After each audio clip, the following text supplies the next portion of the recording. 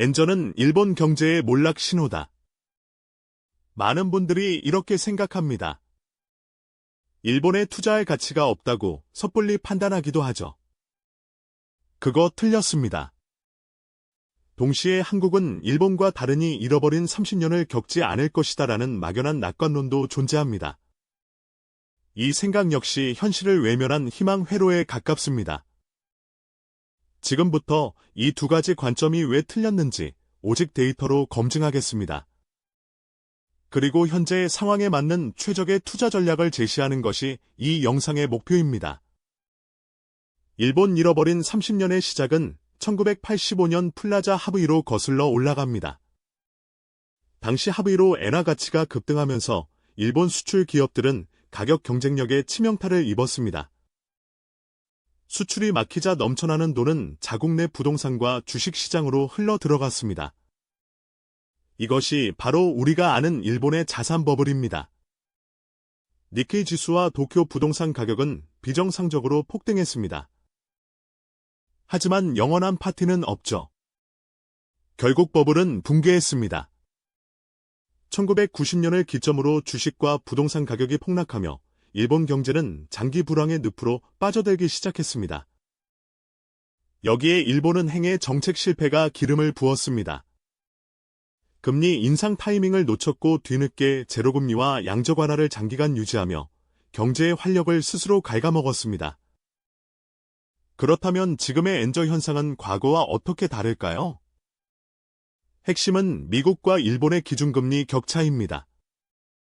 미국이 가파르게 금리를 올리는 동안 일본은 제로금리를 고수했고 이 금리 차이가 엔화 가치를 끌어내리는 가장 큰 동력입니다. 과거와 달리 엔저가 무조건 수출에 유리한 것만도 아닙니다.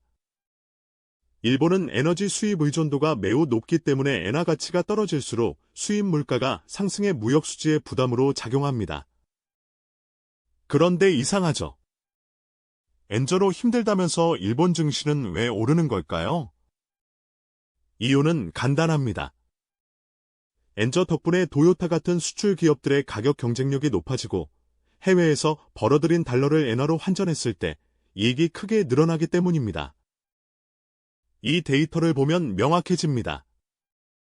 달러엔 환율이 오를 때, 즉 엔화 가치가 떨어질 때 니케이 지수도 동반 상승하는 강한 상관관계를 보여주고 있습니다. 해외 투자 자금이 일본 증시로 유입되는 이유입니다. 이제 한국의 상황을 보겠습니다. 한국과 일본은 놀라울 정도로 닮은 점이 많습니다. 첫째, 세계 최고 수준의 가계부채 비율입니다. 금리 변동에 양국 경제가 모두 취약하다는 공통점을 가집니다. 둘째는 급격한 고령화와 저출산입니다. 생산 가능 인구가 줄어들고 잠재 성장률이 하락하는 구조적 문제를 양국 모두 안고 있습니다. 이것은 미래 경제의 발목을 잡는 시한폭탄과도 같습니다. 셋째, 높은 대외 수출 의존도입니다. 글로벌 경기가 둔화되면 양국 모두 직접적인 타격을 입는 경제 구조를 가지고 있다는 점도 중요한 공통점입니다. 물론 차이점도 있습니다. 한국은 소수 대기업의 경제가 집중되어 있고 노동시장이 일본보다 경직적입니다. 반면 일본은 우리보다 훨씬 큰 내수시장과 막대한 규모의 해외 자산을 보유하고 있죠. 이 해외 자산이 바로 일본 경제가 버티는 힘 중 하나입니다. 일본은 세계 최대의 순채권국으로 해외에서 벌어들이는 이자나 배당 소득이 상당합니다. 이 점은 한국과 근본적으로 다른 체질을 보여줍니다. 결론적으로 구조적 유사성 때문에 한국이 일본의 전철을 밟을 리스크는 분명 존재합니다. 하지만 경제 체질의 차이로 인해 일본과 완전히 똑같은 길을 간다고 단정할 수는 없습니다. 중요한 것은 이 변수를 어떻게 활용하느냐입니다. 여기서부터가 중요합니다. 현재의 엔저 현상을 위기가 아닌 기회로 인식하는 관점의 전환이 필요합니다. 역사적으로 저평가된 자산을 매입할 수 있는 시점이라는 뜻이죠. 첫 번째 전략은 일본 증시 직접 투자 그중에서도 환노출 ETF를 활용하는 것입니다. 이 전략은 향후 일본 증시가 상승하고 동시에 엔화 가치도 다시 오를 것이라는 두 가지 가능성에 모두 투자하는 방식입니다. 실행 방법은 간단합니다. 국내 증권사 앱을 통해 일본 니케이 225 또는 토픽스 지수를 추정하는 환노출 ETF 상품을 여러분의 포트폴리오에 편입하면 됩니다.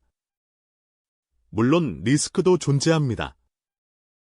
만약 예상과 달리 엔저가 더 길어지거나 일본 증시가 하락할 경우 환차손과 주가 하락이라는 이중 손실을 볼 가능성도 염두에 두어야 합니다. 두 번째 전략은 환해지 ETF를 활용하는 것입니다. 이 방법은 엔화 가치 변동에 대한 확신은 없지만 일본 기업들의 펀더멘털 개선 즉 기업 자체의 성장에만 투자하고 싶을 때 선택하는 전략입니다. 실행 방법은 환율 변동 위험이 제거된 환해지형 일본 주가지수 ETF 상품을 선택하는 겁니다. 상품명에 보통 H 즉 해지라고 표시되어 있으니 쉽게 구분할 수 있습니다. 환해지 ETF의 가장 큰 장점은 환율이 예상과 다르게 움직이더라도 내 투자 원금은 그 손실로부터 보호받을 수 있다는 점입니다. 안정성을 추구하는 투자자에게 더 적합하죠. 세 번째 전략은 주식이 아닌 엔화 자체에 직접 투자하거나 엔화 예금에 가입하는 것입니다. 이는 일본 경제나 증시의 회복보다는 현재 엔화가 역사적으로 너무 싸다는 가치 판단에만 초점을 맞춘 전략입니다.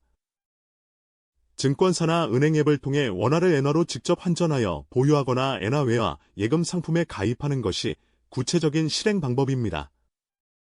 가장 직관적인 방식이라고 할 수 있죠. 다만 이 전략은 고려해야 할 점이 있습니다. 엔화는 금리가 거의 제로에 가깝기 때문에 장기간 보유할 경우 아무런 이자 수익 없이 돈이 묶이는 기회비용이 발생합니다. 순수한 환차익만을 목적으로 해야 합니다. 그렇다면 어떻게 배분해야 할까요? 전체 투자 자산의 5에서 10% 이내로 일본 관련 자산을 편입하는 것을 권장합니다. 공격적 투자자라면 환노출 ETF 비중을 70% 엔화 직접 투자 비중을 30%로 가져가 볼 수 있습니다.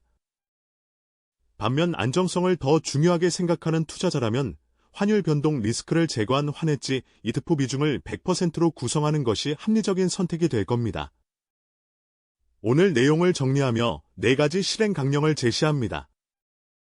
첫째, 일본 경제에 대한 막연한 비관론을 버리고 오늘 우리가 살펴본 객관적인 데이터에 기반해 판단하십시오. 둘째, 현재 엔저의 핵심 동력인 미국과 일본의 금리, 정책 방향을 뉴스를 통해 지속적으로 모니터링해야 합니다. 금리, 정책의 변화가 모든 것의 시작점이 될 겁니다. 셋째, 본인의 투자 성향을 명확히 파악하십시오. 환율 변동까지 감수하며 더 높은 수익을 추구할 건지 아니면 안정적으로 기업의 성장에만 투자할 건지에 따라 환노출 또는 환해지 상품을 선택해야 합니다. 넷째, 절대 몰빵 투자는 금물입니다.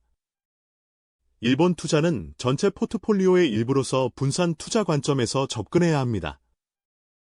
자산 배분의 기본 원칙을 잊지 마십시오. 그리고 한 번에 모든 돈을 투자하기보다 시간을 나누어 분할 매수함으로써 가격 변동의 리스크를 관리하는 것이 현명합니다. 이것이 리스크를 줄이는 가장 효과적인 방법입니다. 결론은 이것입니다. 엔저를 기회로 활용하되 자신의 성향에 맞는 상품을 골라 분산 분할 투자로 접근하라. 지금 영상을 끄자마자 여러분의 증권사 앱을 열고 일본 관련 ETF 상품들을 검색부터 해보십시오. 감정적 희망 회로를 제거하고 데이터로 시장을 분석합니다. 지금까지 현실 패치 경제학이었습니다. 오늘 내용이 여러분의 투자 판단에 도움이 되셨다면 구독과 좋아요 버튼으로 응원 부탁드립니다.